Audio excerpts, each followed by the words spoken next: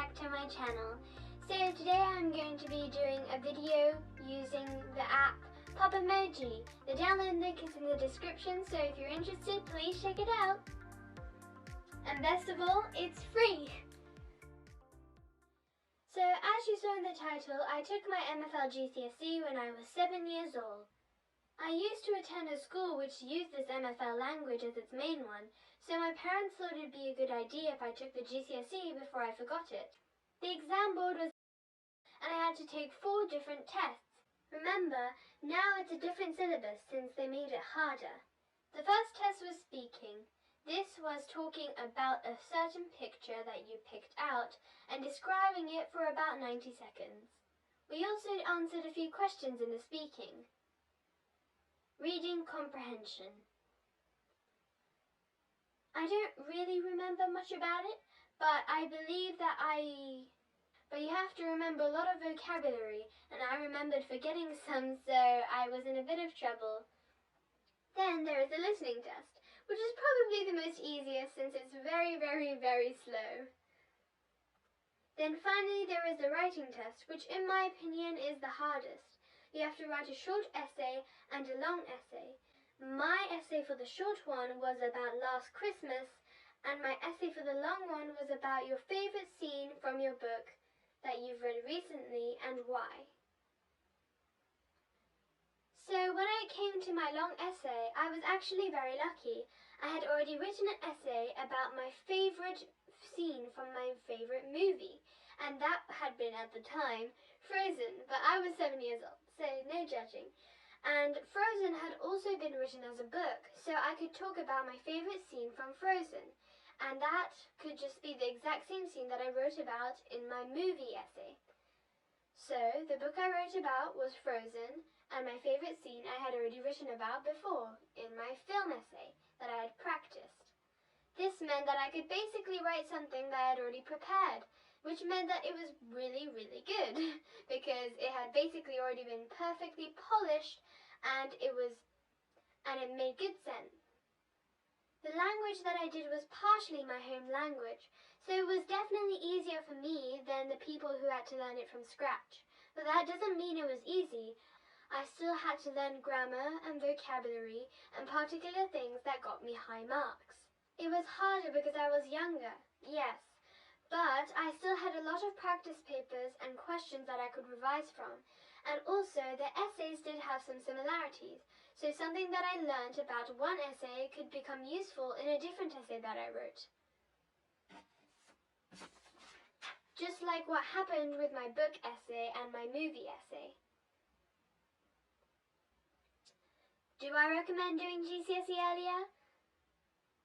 If you're confident and you have good support and you like the challenge, then why not? It was definitely a wow factor to use in my 11+ interviews to get into secondary school. I also did use it to wow other people in my school, such as my teachers or anybody else that asked. No, that sounds arrogant. I'll just say. It also is a good taste of what you would have to do in a real GCSE, and you'll be able to understand how it will feel, and you'll be able to cope with it easier when it comes to the actual exams.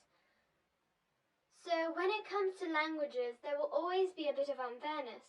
Some people will be much better because they are already native speakers, and they already know so much about the language, and there are other people who have to learn it from scratch, and they know absolutely nothing. And also, you will realize that they already know so much more about grammar and vocabulary. Yet, when you are learning it from scratch, you have to learn absolutely everything, even the word order, which the native speakers won't even have to practice because it is already coded into their brain automatically, since they spoke like that since the beginning. I had been partially native for the language that I took. However, that didn't mean that I was up to date with all the native speakers, while I still had to learn the vocabulary and the grammar, as I have said before.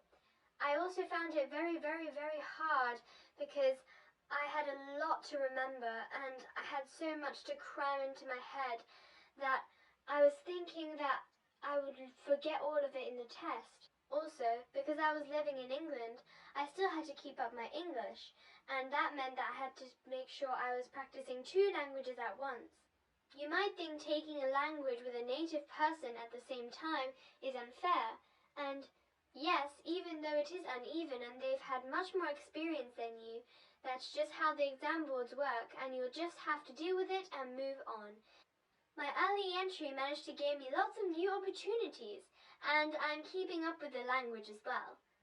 But another thing is that without doing the actual exam, I find it hard to keep up because there is no other time I'm using this language apart from when I'm studying it. It's great that England manages to offer so many different language GCSEs. If you know how to keep up a second language and have a few tips, please comment it down below and give me some ideas on how to keep it up. Also, if you know another language, you will be able to research in that and you will be able to gain more perspectives and more information on the subject. You will be able to communicate with more people around the world and you'll be able to have twice the amount of entertainment. So we're now gonna get to showing the results. So the result I got was an A star. Yeah, I did manage to get a really good score, and that was mainly because of that essay that I had luckily prepared and I had got a really good score on because it was basically one of the essays that I had already done before. It is a lot to do with luck, and if you are aspiring on taking an MFL GCSE, I would recommend that you do a lot of past papers. See if you can find a pattern in the past papers, because often the topics that they will choose are often similar or somehow related. There is only a maximum amount of things they can do. I will probably be using this app for other videos about my academic stories. Please subscribe and like the video if you enjoyed it, and I'll see you next time.